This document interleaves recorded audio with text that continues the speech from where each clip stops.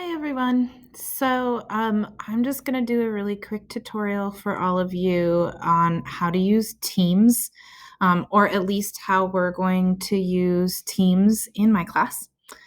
The first thing is I'm in an Office 365 account already. It's actually kind of our fake student account, the infamous John McClane from Die Hard. And what I'm going to be taking you through is just Teams, not actually how to log on to Office 365, because if you're watching this tutorial, you already know how to do that. So we're going to go into Teams. A lot of teachers have actually been using John McClane as our test student to make sure that what you are seeing on your end as a student is what we want you to see and have access to. And so it's going to take a little bit to think. I am at the school right now alone, like observing social distancing because there is no one around. So we're going to go into probably, let's go with Carol and Sarah practice.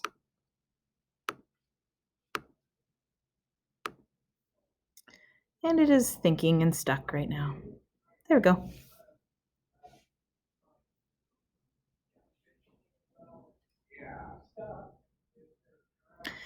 So the first thing that you'll notice when you enter into Teams, or that you've probably noticed when you enter into Teams, is posts. In the post section, this works like anything. If there's a message that is sent, it's on a stream, and you can scroll and see. Not much has been added into this particular team for John McClane, and so there's not a lot to scroll through. But I had put a couple of practice things in there. The first that you can see, the very first post of this section was actually a video that I had created with Miss Pawlish.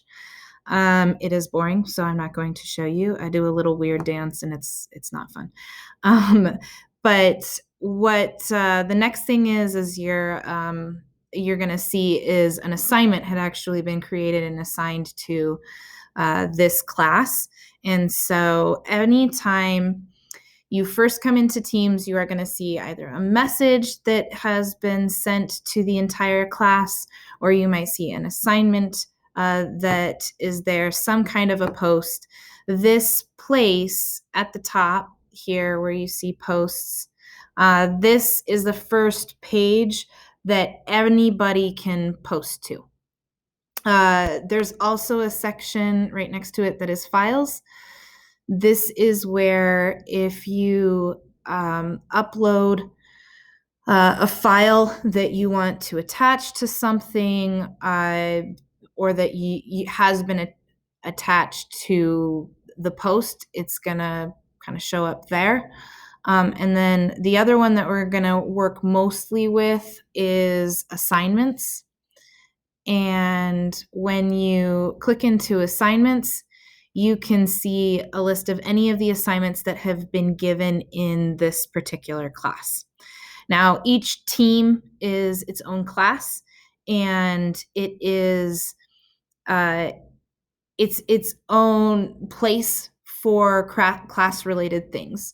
You can even see grades, which some teachers may be using grades. At this point, I'm not really sure if I'm going to, but you'll still see your grades reflected in Infinite Campus.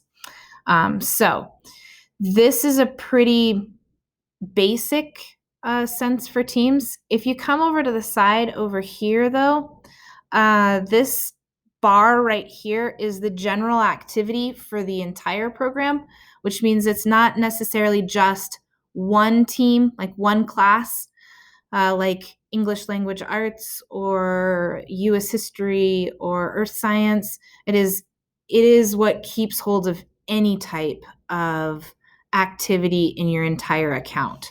And so the activity button here just shows you how often somebody has done something in a team that you are a part of.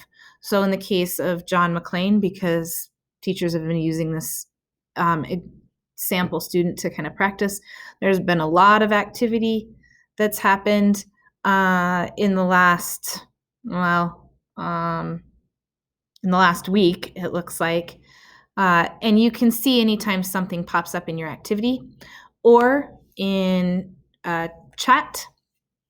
I threw a couple of practice chats in. You can communicate one-on-one in the chat feature. So that means that if I want to send a message to you directly as a student, I will open up my own chat with you and I will post something. I'm going to go to the end because, again, we're practicing in here. But as an example, I said, hey, John, I need you to turn in your code analysis 3 by Wednesday. And then as it continues, actually, funny enough, somebody was in here as John McLean and they responded. And so then you can respond back. And we had a little bit of fun in this chat, kind of messing around with it. But chat is really for the one-on-one. Then you can actually also go, so your Teams is the main bar that you automatically go into. If you go into assignments, then you can actually see assignments, but it gives you a list of classes that you might want to see assignments for. So if you want to look at what your assignments are and you are particularly interested in, okay, what are my assignments in Mr. Bausch's U.S. history, then you would click on this and then you would go next. And then you can see that these are assignments that Mr. Bausch has created with due dates on when he wants you to try and turn them in. When you click on the specific assignment, then you can see the assignment, the points that it's worth here. Here you can see the instructions for the assignment, and then this add work right here button, that allows you to submit your document. And so it's easiest if you pull it off of your OneDrive, but you can upload it into your OneDrive. You can add a new file, or if you are a Google user and prefer, make sure that you use, and I would suggest an editable link to Google, so that if your teacher wants to leave you feedback right next to your assignment, you can add that Google link there as well. The calendar section of Teams is not something that I've messed too much with, but if you wanted to, say, meet with a teacher through a call or a meeting or something like that, you could communicate through chat to that teacher and then set up that meeting, and it would go into your calendar. That can be a video, like a video meet, if you want it to. In calls, when you go into this section right here, this is where you can actually do like a video call, or you can do it. You don't have to do a video call. You can do an audio call, but it allows you to create a contact. Within calls, if you go to contacts, this is where you might add your contacts.